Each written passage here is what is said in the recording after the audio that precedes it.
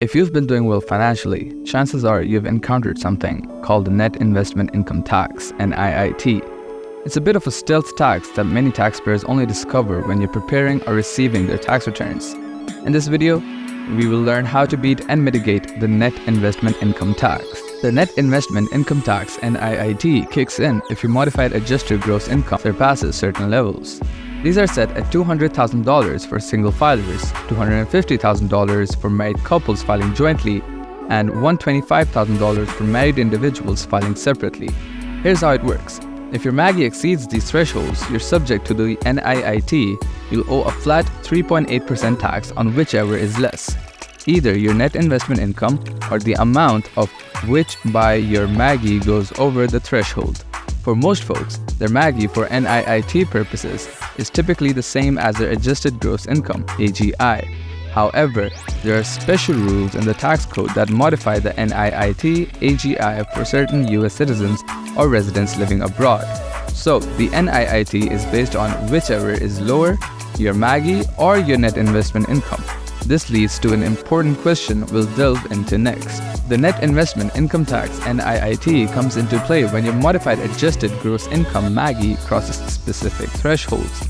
These thresholds are set at $200,000 for single filers, $250,000 for married couples filing jointly, and $125,000 for married individuals filing separately. Here's the deal.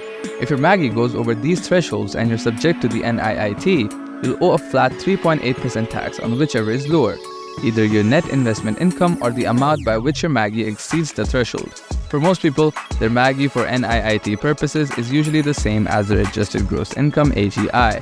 However, there are special rules in the tax code that tweak the NIIT AGI for certain US citizens or residents living abroad. So, the NIIT hinges on the lower of the two, your MAGI or your net investment income. This brings us to an important question we'll explore next.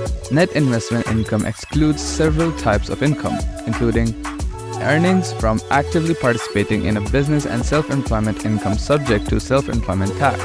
It also doesn't encompass regular wages from employment, tax-exempt income like earnings from tax-exempt bonds, distributions from qualified retirement plans such as IRAs and 401ks, and certain other sources like life insurance proceeds, veteran benefits, social security benefits, alimony, or unemployment benefits.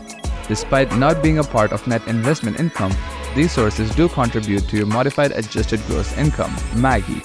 Therefore, they don't automatically exempt you from the net investment income tax, NIIT. Let's look at a couple of examples to better understand how the net investment income tax, NIIT, works. Example 1.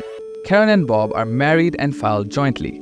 Together, they earn $450,000 in wages and have $150,000 in net investment income.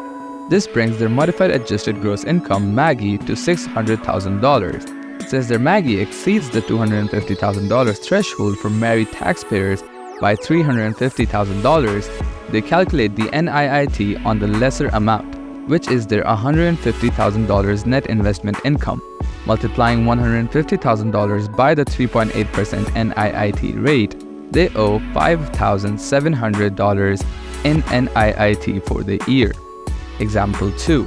Now, if Karen and Bob had $400,000 in net investment income instead of $150,000, their MAGI would still be $600,000. However, since the net investment income now exceeds the amount by which their MAGI exceeds the threshold, $350,000, they must pay NIIT in $350,000.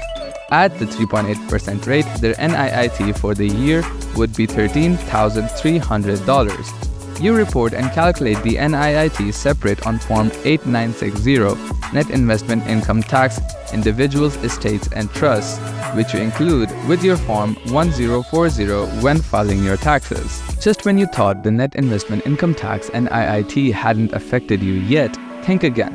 Unlike many tax provisions that adjust for inflation, the NIIT thresholds remain stagnant. Our country aims for a minimum 2% inflation rate, which means the NIIT quietly increases taxes each year. Consider this. In 2021, an estimated 7.3 million taxpayers shelled out nearly $60 billion in net investment income tax. Compare that to 2013, when the NIIT started, with only 3.1 million taxpayers paying $16.5 billion. That's a substantial jump. To put it into perspective, the current thresholds are based on the 2013 tax year. If they were adjusted for inflation, single filers would face the NIIT around $246,000, while joint filers would hit the threshold at $308,000. To lower or avoid the net investment income tax (NIIT), it's important to identify whether your net investment income or modified adjusted gross income (MAGI) is triggering the tax. Successfully addressing the NIIT also means dealing with regular income taxes, potentially saving you up to 3.8% in NIIT, up to 37% in federal income tax, and possibly state income taxes too. Consider these strategies. Firstly, invest in municipal bonds as their interest is exempt from NIIT, federal, and state taxes. Secondly, donate appreciated assets to charities to avoid NIIT, lower your MAGI, and possibly claim tax deductions. Thirdly, avoid selling appreciated stocks to prevent increased MAGI and net investment income. Instead, opt for growth stocks without dividends or hold on to stocks until favorable tax circumstances arise. Additionally, utilize Section 1031 exchanges to defer taxes on property sales, creating zero MAGI and net investment income.